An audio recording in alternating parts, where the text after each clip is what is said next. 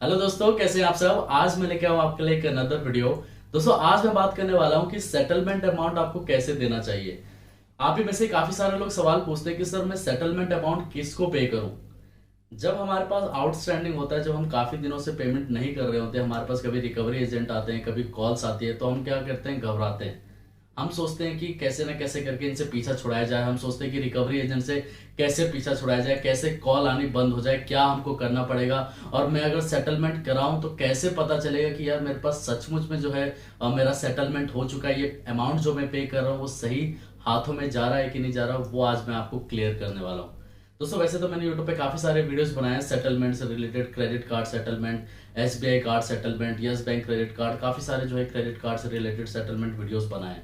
मैं हर एक वीडियो में आप लोगों को बताता हूं कि जब भी आप सेटलमेंट अमाउंट पे करते हैं तो वो आप जो है, जब आपके पास एनओसी लेटर, मतलब एक तरीके से आप सेटलमेंट लेटर कह सकते हैं कि सेटलमेंट लेटर आपके पास जब आ जाता है तब आपको वो अमाउंट पे करना होता है। हम क्या करते हैं, हम सोचते हैं कि आपको कभी भी ऐसा मेल आ जाता होगा या मैसेज आ जाता होगा, आप इसको इस अमाउंट को आप पे कर दीजिए, या आप जो है गूगल पे पेटीएम के थ्रू आप पे कर दीजिए, 5,000 हो 10,000 रुपए हो, आप पे कर दीजिए, आपका सेटलमेंट हो जाएगा। या व्हाट्सएप पे ही वो लोग सेटलमेंट लेटर आपको भेज देते हैं कि हाँ ये आप जो है आपका सेटलमेंट हो चुका है, आप पे कर दीजिए। वो एक तरीके का दोस्तों आपके पास जो है वो आपको ट्रैप किया जाता है कि आप कुछ ना कुछ जो है आपसे पैसे वो लेते रहे। आप एक बात समझिए कि आप 6 महीने से पेमेंट नहीं कर रहे हैं, आपको कॉल आ रहे हैं, आपको हरेस किया जा रहा है रिकवरी एजेंट के द्वारा, और आपके पास ऑलरेडी 10,000 या 15,000 रुपए बचा हुआ है और आप उस पर सेटलमेंट करने के लिए रेडी। आप कह रहे हैं कि हाँ मैं सेटलमेंट कर दूंगा, आप चाहे चाहे 50,000 का आउटस्टैंडिंग हो और बैंक कह रही है कि 20,000 रुपए में आप सेटलमेंट करा लीजिए, लेकिन आप जो है सेटलमेंट नहीं करा पा रहे हैं। लेट सपोज आप सेटलमेंट नहीं करा पा रहे हैं, आपके पास उतना पैसा नहीं हो पा रहा है, तो वो क्या कहेंगे, सर आप हम सेटलमेंट करने के लिए रेडी हैं, आपके पास कितने पैसे हैं। आपसे वही पूछते हैं कि कितने पैसे आपके पास है, आप बोल दिया कि 20,000 रुपए है, आपने बोल दिया 15,000 रुपए, तो वो क्या करेंगे, आपको ट्रैप कर देते हैं। ट्रैप क्या करेंगे कि कोई बात नहीं सर, हम इतने में सेटलमेंट करने के लिए रेडी हैं, आपको व्हाट्सएप पे ऐसे भेज देंगे, हाँ ये सेटलमेंट लेटर है, आप इस अकाउंट नंबर पे कर दीजिए, या इस फोन पे या पेटीएम के थ्रू आप पे कर दीजिए। आपने पे कर दिए, आपके 10-15 हजार रुपए भी चले गए और वो सेटलमेंट होता नहीं है। वो एक तरीके से आपसे जो है पैसे निकलवाने का एक तरीका होता है कि आपसे पैसे थोड़े बहुत निकलवा लिए जाए, ताकि जो भी वो रिकवर कर रहे हैं तो कुछ ना कुछ रिकवर करते रहे आपसे।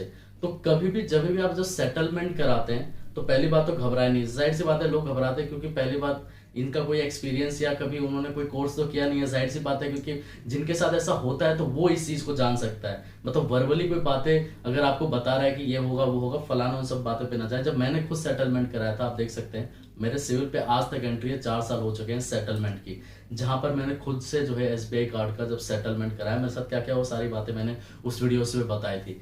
तो मैं आपको बताना चाहता हूं कि जब भी आप एक सेटलमेंट कराते हैं तो सबसे पहले तो घबराए नहीं कि आप क्या हो जाएगा क्या हो जाएगा, कुछ नहीं होता है। सिविल में जो है आपका सिर्फ एक नेगेटिव एंट्री जाती है, सिविल आपका डाउन हो जाता है। आपको क्या करना है कि जब भी आप पेमेंट नहीं करते हैं, 3 महीने कंटिन्यू पेमेंट नहीं करते हैं, तो उस केस में जो है आप एलिजिबल हो जाते हैं एक सेटलमेंट के लिए। उसके 2-3 महीने तक बैंक आपको जो है परेशान करती रहती है। वैसे तो 3 महीने का पेमेंट आप नहीं करते, मतलब पहली पेमेंट आप बाउंस कर देते हैं, तो उस केस में वो उसी टाइम से जो है आपको हरेस करना स्टार्ट कर देते हैं कि आप पेमेंट कीजिए पेमेंट कीजिए। और 2-4 महीने तक इस सिलसिला चलता ही रहता है। फिर लास्ट में वो कहेंगे कि सर आपको, मतलब एक तरीके से आपको जो है ट्रैप करते रहेंगे कि आप इतना पे कर दीजिए उतना पे कर दीजिए। नहीं, आपके पास एक प्रॉपर मेल आता है, मेल आएगा, उस पर लिखा होगा साफ साफ कि ये मेल कहाँ से आया है। आपको ध्यान क्या रखना है कि एट द रेट के बाद जो लिखा हुआ है उसका ध्यान देना है। जैसे मान के चलिए कि मेरा मेल आईडी है raj.kumar4@gmail.com, ठीक है। अब gmail.com अगर कोई जेन्युइन कंपनी से भेजेगा तो gmail.com नहीं होगा, तो हो सकता है SBI card.com हो सकता है वहां पर जो है SBI services.com हो सकता है वहां एट द रेट के बाद ICICI क्रेडिट कार्ड सर्विस ऐसे करके जो है मेंशन हो। एट द रेट के बाद आपको देखना है। काफी लोग क्या करते हैं कि वो जीमेल आईडी के थ्रू भेज देते हैं, कैसे लिखा होगा, raj@sdfc@gmail.com। तो ये एक ट्रैप करने का तरीका होता है। आपको ये ध्यान देना है कि एट द रेट के बाद क्या लिखा हुआ है। फिर वो आप देखिए उस मेल पे जो है आपका एक डॉक्यूमेंट अटैच्ड होता है जो सेटलमेंट लेटर होगा, इस तरीके का आता है आपके पास सेटलमेंट लेटर होगा, वो अटैच्ड होगा आपके जो है मेल आईडी के थ्रू। उस पे मेल आईडी को आपको क्या करना है, उसको एक बार रीड कर लेना है, फिर उसका प्रिंट आउट निकालना है। उस प्रिंट आउट को आप चेक करेंगे तो उसमें सारा आपका लिखा होगा कि कितने का आपका आउटस्टैंडिंग था, कितने अमाउंट में आपको सेटलमेंट कराया है आपने, वो सारी डिटेल्स मेंशन होती है। और जब आप पेमेंट करते हैं तो 3 तरीके से यहाँ पर आप पेमेंट कर सकते हैं, डिमांड ड्राफ्ट के थ्रू, चेक के थ्रू और कैश के थ्रू। आप हर एक सेटलमेंट लेटर पे ये तीन ही जो है ट्रांजैक्शन देख सकते हैं।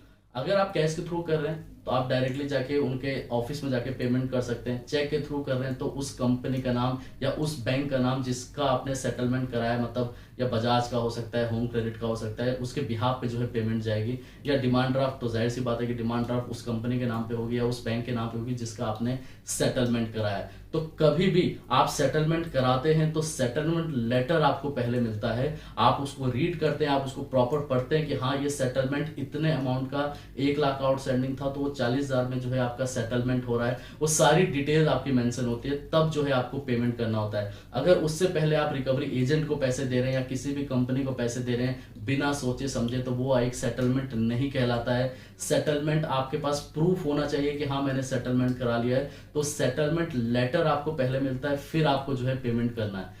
ऐसे ही ना तो रिकवरी एजेंट को पैसा दे जो आपके घर पे आ रहे हैं, डर के मारे क्या करते हैं हम 5-6 हजार रुपए 10,000 पकड़ा देते हैं कि ये मेरा सेटलमेंट हो गया। ऐसा नहीं होता।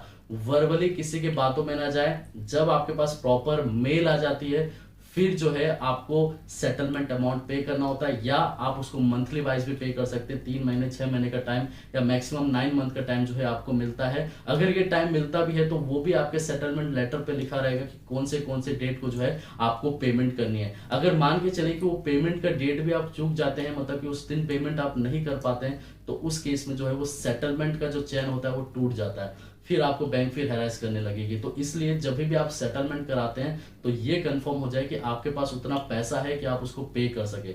कभी भी आप किसी थर्ड पार्टी पर्सन को पेमेंट ना दे, सेटलमेंट लेटर आपके पास आ जाए तब आप पेमेंट करें, ताकि आपको फ्यूचर में कोई प्रॉब्लम ना आए। ऐसा ना हो कि आप पेमेंट कर दे किसी और को, फिर वो आपको हैरेस करने लग जाए कि और पैसे आप दीजिए। तो उस केस में आप मेंटली प्रेशर तो लेंगे, साथ ही साथ जो है आप ये सोचेंगे कि मैं क्या करूं। तो इससे अच्छा क्यों ना सेटलमेंट लेटर आप पहले ले ले, फिर उसके बाद पेमेंट करें। कभी भी व्हाट्सएप पे सेटलमेंट लेटर नहीं आता है, कभी भी आपको जो है @ के बाद जीमेल की तरफ से ऐसे मेल नहीं आएगा।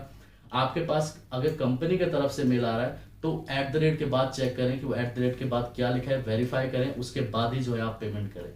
ठीक है दोस्तों।